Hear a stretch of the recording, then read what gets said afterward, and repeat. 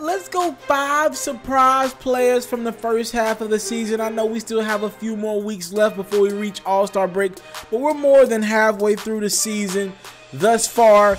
I got 5 guys that have surprised me and given me a little bit more production this year than I thought they would. At number 5, let's go Goran Dragic. The Miami Heat are number 4 in the Eastern Conference as I make this video, and they're trending upwards with the Cavs trending downwards. Who knows? This Heat team might end up at 3 or 2 when it's all said and done, and that's a huge development for them. Remember, they were number 9 and left out of the postseason last year. Chicago took that 8th and final spot in the playoffs last year. I like what Goran Dragic has done. He's averaging about 17 a game. Hassan Whiteside has been in and out of the lineup. Dion Waiters, it looks like he's going to miss an extended period of time.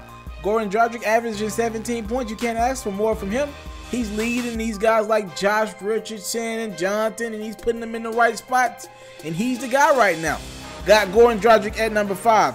At number 4, I'm going Donovan Mitchell. I'm going a rookie, all right? I got a couple more rookies on this list as well, but I'm going Donovan Mitchell.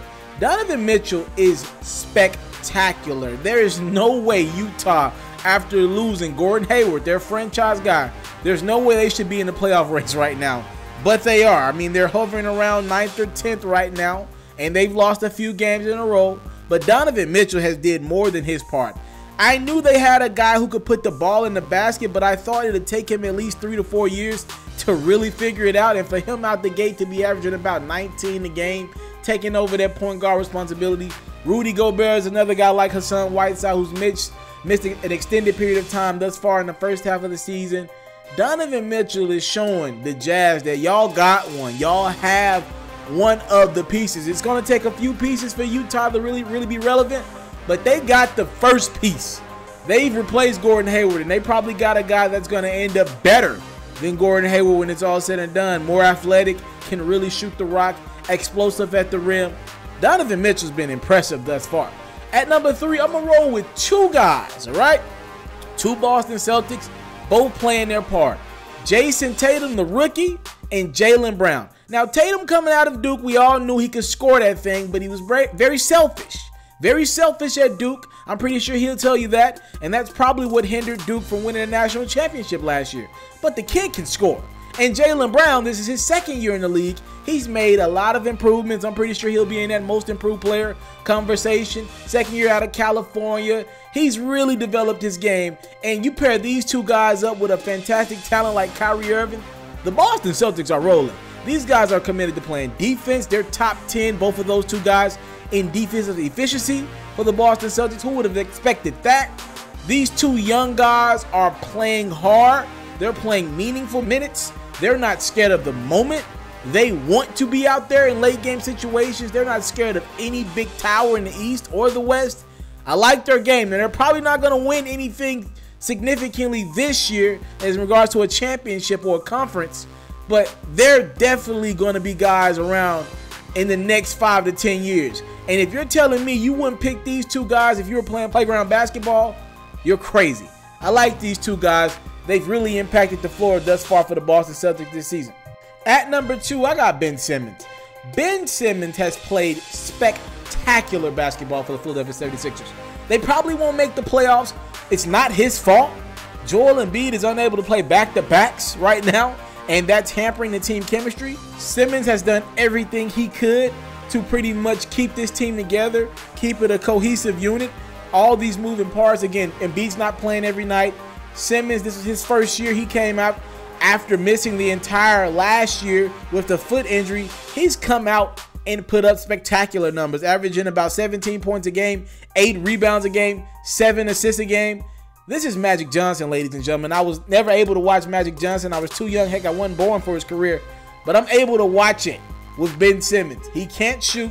He's going to have to work on that jumper. It is going to take time. Heck, that's a thing around Philadelphia. Outside of J.J. Redick and Joel Embiid and Covington, everybody's going to have to work on their jumper, including Fultz and Simmons. I don't even realize that Markelle Fultz hasn't been there for the entire season pretty much.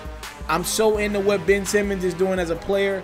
He's controlling the game with no jumper. I mean, rarely will he take a shot outside of 14 feet. He's doing all his work in the lane and dishing the rock. He is one of those guys who can take over a game just by passing it. You know he's not going to shoot the jumper, but you still don't know where he's going to pass the basketball to. He has an incredible feel for the game. He's really a once-in-a-generation type talent. You won't see too many guys like Ben Simmons. He's been pretty impressive. And if not for Embiid being injured half the time, this Philadelphia 76ers team will be in the playoffs. At number 1, this is quite simple for me. Victor Oladipo. I mean, Indiana was heading to the lottery after you traded your franchise guy in Paul George. And Victor Oladipo was pretty much a guy that people had counted out because he had an entire season with Russell Westbrook.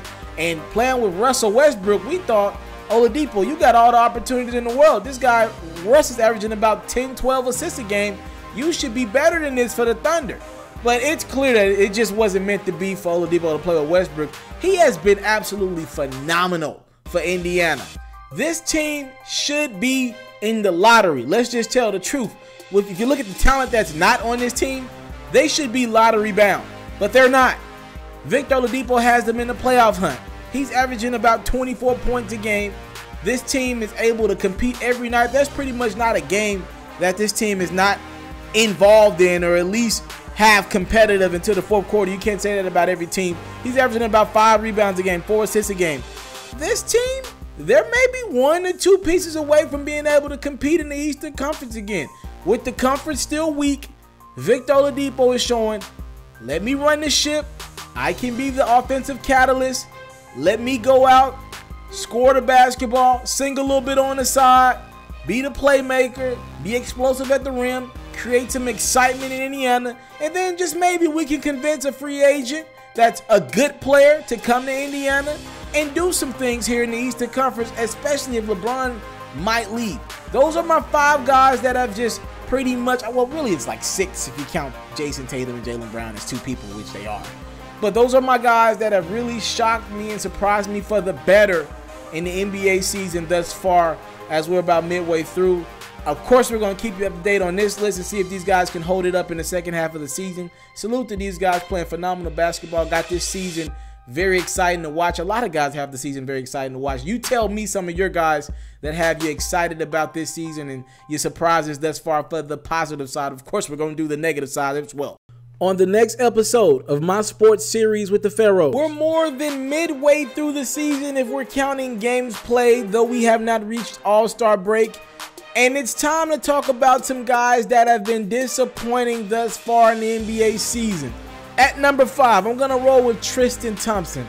Listen, Tristan Thompson has to be held to a standard of a really good player because he's getting paid like a really good player. Never forget, the Cavs paid him $80 million